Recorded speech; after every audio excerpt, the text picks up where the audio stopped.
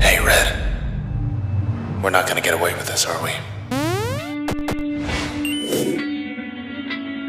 This Rev 3 Games preview is brought to you by Audible. It's my great pleasure to talk to not only the creative director of Supergiant Games, but an old colleague of mine, Greg Kasabian. It's great to see you again. Hey, you too. So you're showing off Transistor. Obviously, you guys had quite a bit of success and note with Bastion. What kind of was the learning from doing that game that you kind of applied? Because at first look, you might think, yeah, this is spiritual successor, for lack of a better word. So I wish I could say we learned so much and now we know how to make game. It's so much easier this time. I think all we learned is that we really like to make this stuff kind of from the ground up. We really liked the kind of world building part of Bastion, where we just made this weird fantasy frontier world for the game, and we wanted to see if we could do that again.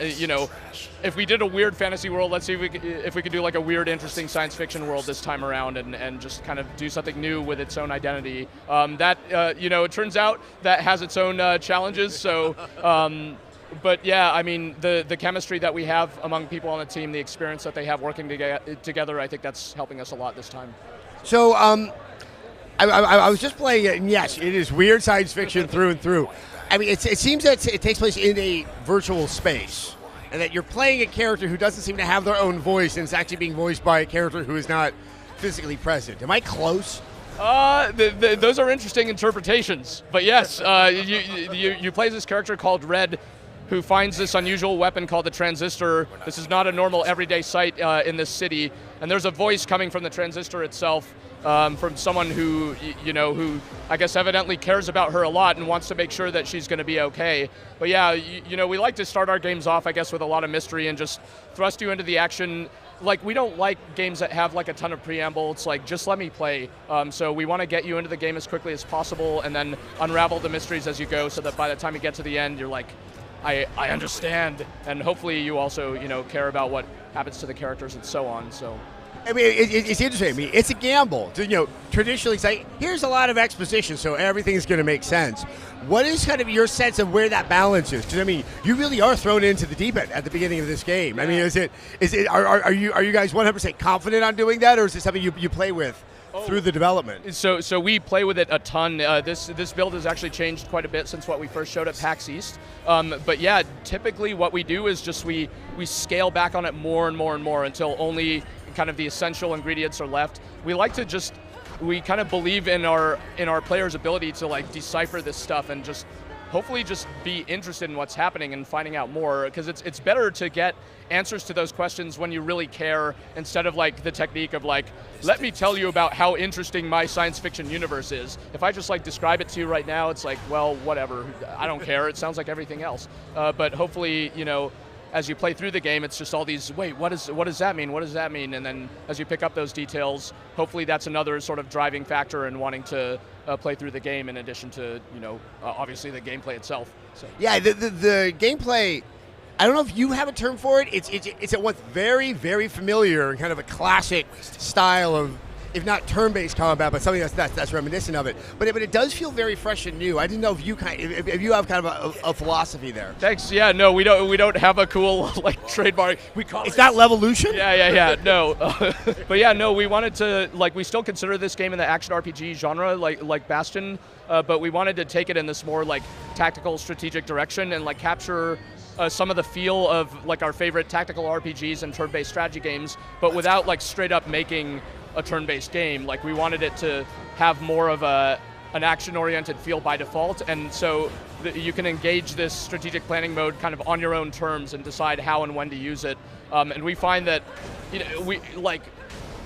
so we don't necessarily think of it as a strategy game or anything like that, but we want the combat above all to feel deep and to have a lot of built-in drama to it. So you have these moments where you're up against the ropes and enemies are surrounding you and about to take you down. You're like, no, time out, jerks. I'm gonna turn the tables on you, and that kind of cat and mouse game. So.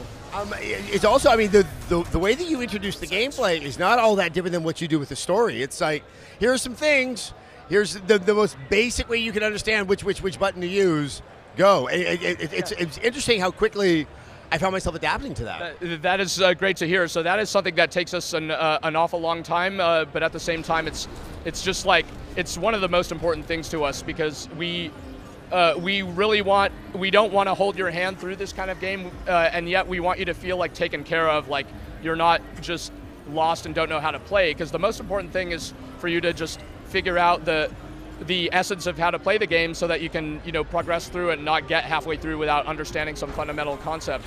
Because especially for a game where there is like a significant narrative component, we don't want people like getting blocked, where they really want to know what happens next in the story, and suddenly they hit like just a dead end and can't figure out how to proceed. So having that experience where you figure it out, as opposed to the game just telling you, that we think that's much more positive than just getting non-stop tutorial that's pausing the game, and so on and so forth. And it's interesting because you're trying to build confidence in the player, because they don't know what's going on, but you need to say, hey, no, you can do this, trust me, I made this game. No, yeah, that's right. And in a way, it's like we hope that in turn like gets you to align with the character a little bit, where you don't necessarily know what the character's status is, but here's this character who's like just found this thing, and for some reason she knows how to use it, and so do you as a player, like you know how to use it too. It's not that hard, that sort of thing.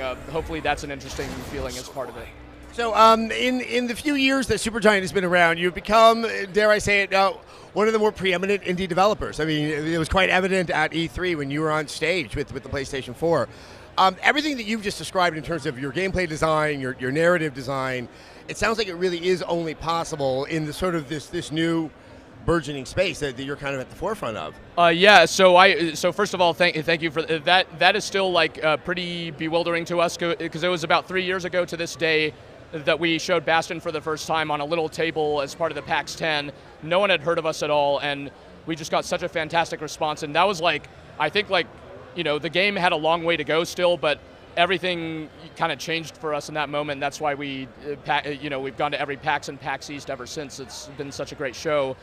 So yeah, it's an interesting experience having something to live up to this time, as opposed to being a bunch of nobodies.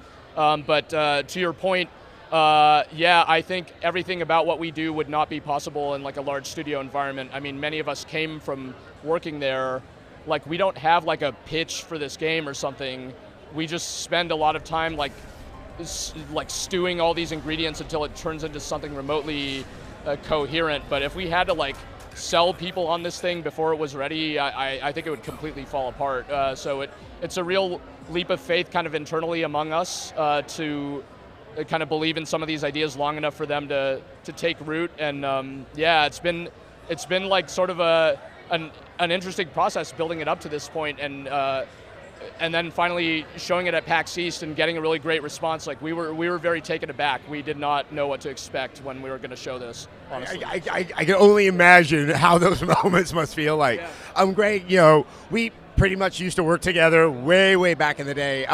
So like when I started out and you were at GameSpot, it was like Final Fantasy Tactics, things that you can see the antecedents of there.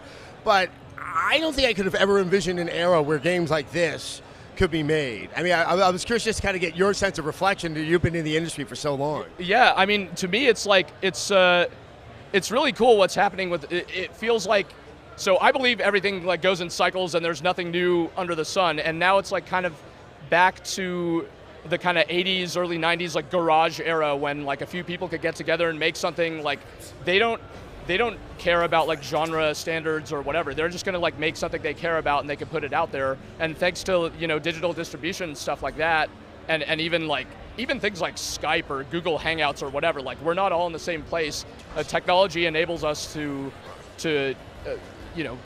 work on something like this in a way that wasn't even possible more than 5 years ago or something like that. So it is kind of a pleasant surprise, because yeah, I thought I got into game development relatively late, because I was at GameSpot for a long time, and I thought there was a real chance that I had kind of missed the boat, but thankfully things have changed in this way to where small groups of people can do it and make something worth a damn, sometimes even like individuals, which blows my mind. You get these games like, I don't know, Papers, Please or Gunpoint, where it's like one person did almost the whole thing or whatever. It's like, wow. So that's I think that's a really fantastic silver lining to like a lot of kind of dark stuff that's happened in the game industry over the last several years. Lots of studio closures and so on, but as a result, you get these smaller teams. So. Yeah, and we're the beneficiaries of it, and so thank you for that. It'll be out on the PS4. Will it be around the time of the launch of the console, or? We're coming to PS4 and PC early next year sometime. So we're not a launch title, but hopefully before too much longer. All right, can't wait. Thank you so much for your time, Greg. Of course.